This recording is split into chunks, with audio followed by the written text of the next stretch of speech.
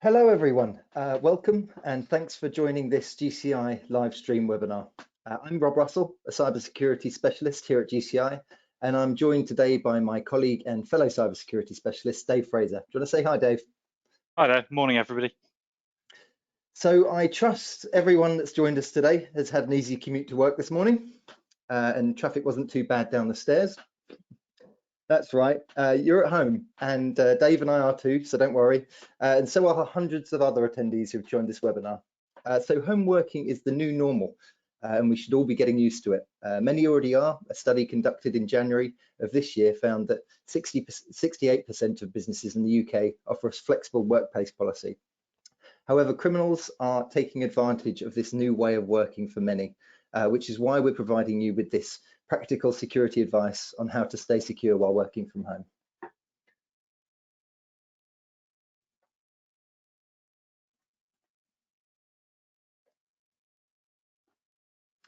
So myself and Dave, the cybersecurity specialist from GCI, have put together 6 steps for secure home working. These consist of phishing awareness, so that's phishing emails, multi-factor authentication, that can be in the sense of 2-factor authentication too, virtual private networks, antivirus software, including anti-malware, secure routers, and regular updates, and the importance of keeping your security software and devices regularly updated. So we're going to start with phishing awareness. So I'm sure most of the people on the call are all well aware of what a phishing email or a phishing campaign is, but I wanted to emphasize that it's important to understand that the most successful phishing campaigns play on emotions and concerns. And right now in the UK and globally, emotions and people's concerns couldn't be greater at the moment. So it's essential that we make sure our employees and ourselves are vigilant at all times when clicking on links within emails. So victims lost over £800,000 due to COVID-19 scams in February. That's according to the National Fraud Intelligence Bureau. And 4,000 COVID-19 domains were registered this year alone. So it just gives you a kind of an idea as to what we're dealing with here. So with regard to phishing awareness, experts at the National Cybersecurity Centre here in the UK have revealed phishing attacks exploiting worries over COVID-19. I've received a couple with regard to phishing attacks quoting COVID-19 on my personal email address already so far. So has my sister, but she knows I'm a cybersecurity specialist. So any security people on the call will very much relate to their family giving them a call whenever they've got some security spam. Also the World Health Organization, WHO, have warned of fraudulent emails from criminals posing as WHO as well. It's interesting, but not relevant to us, that also cyber criminals are also impersonating the Center for Disease and Control over in the US, creating domain names similar to the CDC's web address to request Bitcoin and donations to fund the vaccine. It's quite horrific. People are taking advantage and exploiting this situation. However, it is taking place and we can't control what's happening. However, we can control how we respond to it. So being mindful of clicking fraudulent emails, such as the one I've put in front of you here. This one is in particular in the NHS, and they're offering urgent advice. It's as many emails of this nature, it's always urgent because they want you to click as soon as possible and not necessarily hover over the link and see where it might take you. Other things you can do with these types of emails is hover over the sender's email address just to make sure that all looks legitimate. But essentially what we're asking people to do and what we're advising people to do is be vigilant and think before you click, especially in these circumstances. With that, I'm going to hand over to Dave for he's going to take you through multi-factor authentication. Thanks, Rob. So as your users are moving outside of the protections of the corporate IT system, various of your security controls that are in place at the moment will cease to be enforced. Enabling users to perform their duties will require IT departments in most cases to make some quite significant changes to facilitate this access from any location. Multi-factor authentication is going to be key here to keeping hostile parties from accessing your critical and sensitive data. As an example of this, many organizations already utilize conditional access for Office 365. In terms of how this looks for the user and in terms of the configuration, normally there's configuration to allow just a username and password to be valid authentication from within the Office environment, and a further prompt for something you have, i.e. a one-time password, a key code, or a code that you receive through a text message. As your users are moving outside of the Office, previously occasional prompts like this, when they were working from home on occasion, become standard, and so you need to expect some pushback from your users. The key takeaway here really is that obviously multi-factor authentication is critical, especially in the scenario Rob's spoken about a phishing email where you might click on a link, and following that link you might enter your credentials. Multi-factor provides protection of the fact that the attacker obviously then has your credentials, but they need another form of authentication, i.e. this one-time password. And the other takeaway here obviously is that the communication's key. An informed user will better accept the inconvenience that they experience by having to authenticate through multi-factor, especially if you can articulate to them that the risk is there and the risk is prevalent, and these attacks in terms of the phishing attacks and ransomware attacks are ongoing. The other thing to take away is, as business applications have moved from our comms rooms to the ISP and now they're mostly moving to the cloud, it's also key to have an understanding of where your data actually resides and how users gain access to it. By knowing how the data is accessed, you can then ensure that you only facilitate the access for those that need it from the places where they need it. So good examples of this would be, it's very easy in a scenario where end users are moving to a home working environment just to kind of open the connectivity in such a way that everybody can get into the payroll system. You need to make some decisions about whether that access is required on a daily basis and whether there's some additional controls that you can put in place. Multi-factor is obviously one of those controls, jump hosts and utilizing Citrix with other forms of authentication is also available. It's really easy as well with the changing connectivity model to put in temporary fixes. So somebody calls in, they can't access the system that they need to access, and somebody within IT just again opens the floodgates, allows access from anywhere and anybody. More often than not, the temporary fixes become permanent, and ensuring that a methodology of least access required and proper change controls in place will help you assess whether the proposed changes are really the best option. On the flip side of that, of course, you do need to facilitate easy access, and the change control needs to be agile. If users are waiting days to be able to access files that they would have previously been able to share easily, what tends to happen is you end up with a phenomenon called ghost IT, which is effectively where end users start using their own media sharing platforms. So it might be they use personal Dropboxes and add friends or colleagues to it. The real danger here is that you end up with data spilling into the public domain, and you end up in a scenario where all of your security controls aren't really adding any value anymore because the end users are working around them. So it's key to, again, articulate to the users why they can't access, what that means, and how it's going to be fixed and how quickly. Thanks, Rob. Could you jump onto the next slide, please? Of course I can. Thank you. So we've obviously just talked at a very high level about multi-factor, and we mentioned the changes in the connectivity methodology. So as an alternative in terms of that methodology change, you can use something called a virtual private network, which is a VPN tunnel which will connect you into your corporate systems. What this does is it brings you closer again to the corporate connectivity model, so the model that you've currently got in place for people accessing things within comms rooms, things on your local network. The traffic's encapsulated in an encrypted tunnel and then egresses through your network in the normal routes, i.e. the end user's traffic comes into your network and then it traverses through the existing controls you've got in place. One of the key advantages here is that IT only really needs to get the users up and running on the VPN, which minimizes the number of changes that, once we've recovered from the current unprecedented scenario, you're going to have less work to do to bring it back to how it was before. Also, by bringing the users back onto your network through a VPN, the investments you've made in things like SIEM, so security event alerting, intrusion detection platforms, next-gen firewalls, will still be leveraged. So they'll be able to analyze the user traffic and identify security events, which your SOC or your IT team will then be able to analyze further and provide some insight as to the fact that potentially somebody's been infected with ransomware, or there's a phishing email that's come in and somebody's clicked on that link. Whilst off-net, the majority of protection will not be available to the users, and the IT security teams are then therefore effectively blind to these crippling security incidents. The flip side of this, of course, is that you can expose the corporate network to some of your malicious, the malicious software that Rob will detail. In terms of network access controls, you can actually put some protections in place for this, so you can validate things like the level of patching, whether there's antivirus installed and up to date on the user's machine.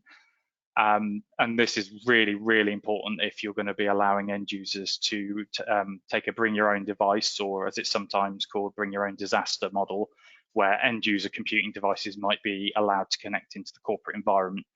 Obviously, with a corporate machine, you've got significant confidence about the patching, the antivirus, and the build of that machine. If it's somebody's personal machine, they might not have even bothered to install antivirus, and something like network access control is something that's really worth looking at, because you can at least automatically validate that, and you can reject the user if they don't meet a certain set of criteria. Just one other thing on VPNs is there's something really to consider with implementing the VPN, which is more around availability as it is around security, and that's the throughput. Home broadband providers and also your corporate internet connectivity will both be utilized for the VPN. So if you've got services on premises and in the cloud, there may be a decision to be made around which data flows down which path to ensure the security and the user experience is high. Just like I mentioned with the multi-factor authentication, users will find another way if, for instance, call quality is poor, file transfers are slow. So it's worth really considering which protections you've got in place and where you need those protections to be, and what data you want to push down that route. If you're using something like Microsoft Teams or SharePoint, there's obviously protections that you can build into the SaaS offering that might mean you don't need to route that traffic down your VPN. Thank you very much, and over to you again, Rob. Thanks, Dave. So we're now going to be talking about antivirus software.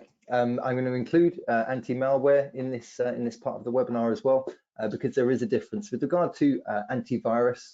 What you're looking at is a technology that uses list-based algorithms. A good way of a good analogy of describing this is an antivirus can be seen as a doorman on the door who stands at the door of a nightclub. So he's got a list of people who are obviously the VIPs, but he's also got a list of people who aren't allowed in the premises because they've been seen doing bad things elsewhere. So that's exactly how antivirus works. And so whereby when an antivirus has seen something that it has been reported, whether that be on VirusTotal or another threat lists elsewhere, they won't necessarily let that execute. Now, when it comes to execution of files, anti-malware is a bit more effective. Not many people know that there can be over 6,000 features and characteristics of a file that can be scanned by anti-malware, even before you've even clicked on the file itself. So that's where the artificial intelligence and machine learning come in. It gives that extra bit of confidence with regard to the threats that are 0 day. And it doesn't necessarily use that list-based technology. It's important too to make sure email scanning is included in your antivirus software. It's essential. It's just as essential as everything else. And also regular scanning is essential too. So it's important with regard to your company policies to make sure that the ability to turn off that regular scanning feature isn't made available to the end users. Depending on your antivirus software, it could be a very lightweight agent. But in some cases of legacy software, it can take up an awful lot of CPU usage. So a lot of end users, I won't name any departments, but turn off this functionality because it slows their computer down. And so it's essential that you take away the ability for them to do that. Speed is consistent in that as well. With regard to the antivirus software that you're using or the anti-malware software that you're using, speed is key as well. So it's good to go for a lightweight agent as far as that's concerned. So I'm going to back over to Dave, who's going to take you over secure routers and Wi-Fi. Thanks very much, Rob. So Rob's going to cover in some more detail in a moment, generically around updates and patching. but we wanted to highlight a particular device that often gets forgotten, which is your home broadband router. For most people, it's left alone for years on end, and we really approach it as if it's not broken, don't fix it. It's also too easily overlook that the home router could now be the only defense against threat actors on the public internet. Taking away the scenario of multifactor and VPN, the investments that you've made in advanced security technologies may now not be part in any way of the path that your data traverses. In terms of what you can do here, there's some really quick and easy options. So it's good. It's a really good idea to check if the router firmware is up to date. You can do this on the vendor or the your ISP's website. Obviously, you can just check that it's up to date and install the updates wherever possible. It doesn't take too long, and the disruption is normally minimal. There's also forums that you can go onto, again, with the ISP or the vendor to look and see whether anybody else has had any issues. And if you do have any issues, there's normally ways of rolling that back. So just be prepared, but it's not normally that big a deal to do those updates. Just as importantly as this, though, you should also be looking at the default usernames and passwords for the router itself and for the Wi-Fi networks that the router provides. Most devices have a label on the bottom or the back of the device, so it's very easy to validate this. So, look at the label, attempt to log in using default credentials. Each vendor also has tutorials again online to assist you with changing these. This is really important because fundamentally, if the default password is the same and you provided access to other people, then effectively this device is then effectively compromised. Another thing to be aware of, and it's not for all home routers, but most do have the capability to turn on a firewall feature. Turning this on will provide some significant protection. To be warned, though, it can cause issues, especially with things like game consoles, online features, and certain types of streaming and file sharing. So you may get some pushback from other people in your home. But as with all these things, you can implement the change and then you can turn it off again, and the documentation is really good on how to do both of those things. And I mentioned briefly about others around and in your home. It's also worth thinking about who else has had and does have access to your network. We often give our home Wi-Fi credentials out to visitors, even neighbours in some instances. You should really be looking now to see who else is connected. If you're now utilising a corporate device on your home network, that corporate device is exposed to anybody else. And just like on the corporate network, it's easier to intercept your traffic if somebody is on the local network, whether that's wired or wirelessly. Finally, from me, it's worth ensuring that your operating system firewall is also turned on. This is, again, something that most people don't do. It will provide you with some significant protection, especially if there are other people that you don't necessarily know who they are connected to your Wi-Fi network. If there's compromised machines, the compromised machines themselves might be trying to attack your device on the network. It's not necessarily that there's somebody who is being malicious. It could be that their machine's been compromised and the machine itself is effectively trying to further compromise and spread laterally across your home LAN onto your machines. And again, with the scenario where we've removed a lot of the corporate technology, so the SIEM, the Security Event Management Platform, the IDS, at home you don't really have that visibility of what's going on the network. And often as well, we've got vast amounts of bandwidth at home in compared to what you normally see in a corporate environment, and therefore you're not going to see the slowdowns that IT might utilize to be able to see that there's something going on, like a ransomware attack within your home network. Again, there's really good articles about how to turn your home firewall on, your operating system firewall on. So you can just literally Google turn Windows firewall on, turn Mac firewall on, and you'll get a great article or video on YouTube which will explain how to do it. And I'd highly recommend you do that. Again, with the other recommendations around firewalling with the router, you can roll this back and just obviously bookmark the page so you know how to undo it if that does cause an issue. For instance, if your IT department's trying to remotely connect in or something breaks, you just need to be aware of how to roll that back. And that's it from me. Thank you. Thank you, Dave. So my next topic is regular updates. You've heard us say it already multiple times on this webinar, but that's because we cannot stress the importance of keeping everything within your company corporate network, including endpoint devices, regularly updated. So it's an essential preventative maintenance that organizations have to do. And unpatched software is a magnet for malware. We've seen that in recent years with regard to Meltdown and Spectre vulnerabilities. Those particular vulnerabilities were aimed at systems which weren't patched and weren't updated, and assessments help you understand where your vulnerabilities are. That's something that GCI can provide you with more information on.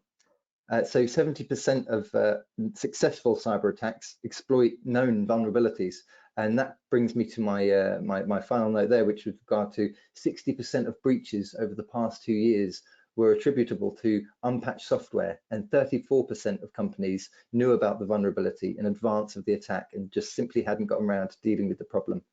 That's from the Ponemon Institute. It's quite a shocking statistic.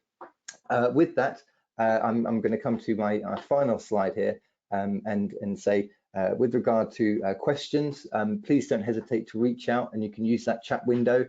Any questions that do come in, we can respond via email that you used to register for this webinar.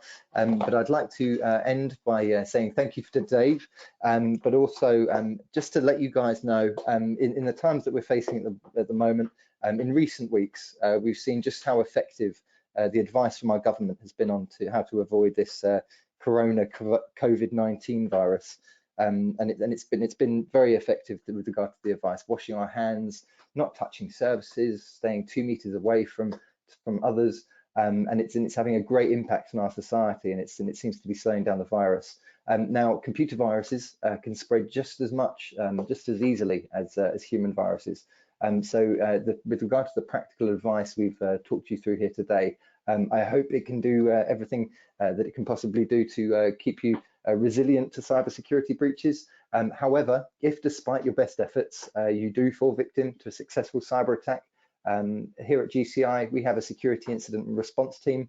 We're going to be following up this webinar with an email with a bit more information on everything discussed today, but also services just like our GCI security incident response team service.